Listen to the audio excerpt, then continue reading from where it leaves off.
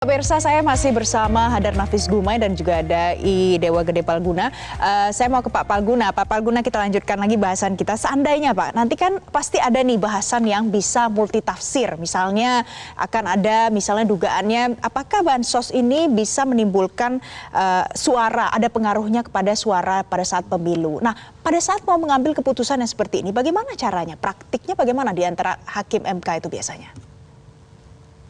Kalau mengikuti pengalaman saya di beberapa kali sengketa pemilu maupun pilkada 2004, 2019 saya yang ketika periode kedua, itu pasti ikut dipertimbangkan, Valen.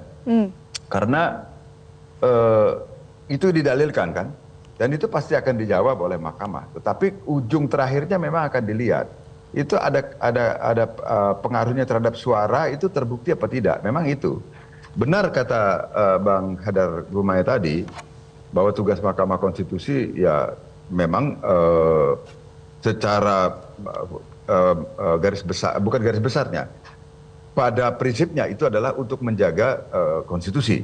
Tapi khusus untuk sengketa pemilu ini kan kewenangan itu sudah diberikan. Makanya Mahkamah Konstitusi memberikan pembatasan karena tidak elok juga kalau Mahkamah Konstitusi, dan tidak benar secara konstitusi juga kalau Mahkamah Konstitusi menyerobot kewenangan lembaga yang lain yang memang oleh undang-undang atau bahkan oleh undang-undang dasar memang sudah diberikan tugas tertentu yang tidak boleh diserobot oleh Mahkamah Konstitusi.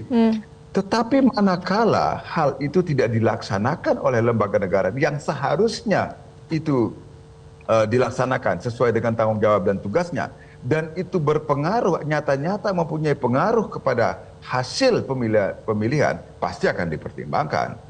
Nah itulah makanya ketika masa Pak Mahfud itu ada yang namanya dalil namanya TSM kan, terstruktur, sistematis dan masif.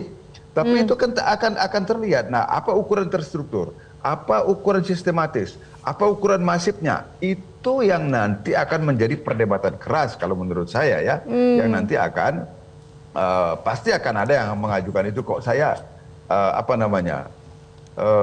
agak melihat kemungkinan besar akan munculnya dalil itu. Baik, di dalam persidangan itu nanti. Kan, Pak Palguna, itu kan banyak ya bahasannya ya seputar dugaan kecurangan yang TSM itu. Tapi dengan tenggat waktu yang singkat itu 14 hari, apakah menurut Anda bisa selesai? Kan kasusnya satu, 14 hari tapi kasusnya kan satu, dan itu pun hari kerja kan. Kalau hari kerja itu kan berarti hari libur, hari anu tidak dihitung. Tapi kan tidak dilarang Mahkamah Konstitusi untuk ikut bekerja pada hari itu. Gitu. Jadi kan, kalau cuti lebaran itu tidak ada dihitung dalam 14 hari itu?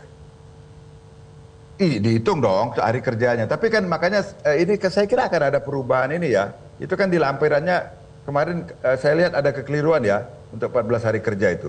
Sebenarnya bukan kekeliruan dalam pengertian salah menurut undang-undang, enggak. Itu kan undang-undang mengatakan paling lambat 14 hari kerja. Jadi kalau 10 hari sebenarnya boleh. Cuman masalahnya apakah memungkinkan Mahkamah Konstitusi kalau 10 hari kerja itu kan itu persoalannya kan. Kan undang-undang memberikan waktu sampai 14 hari. Kalau misalnya maksimum 14 hari, lebih dari 14 hari saya nggak boleh kan. Tapi kalau kurang dari 14 hari kan boleh. Ya, boleh. Cuma gitu apakah ya? itu proper gitu kan? Apakah proper? Itu yang jadi persoalan kan, itu masalahnya. Baik. Jelajahi cara baru mendapatkan informasi. Download Metro TV Extend sekarang.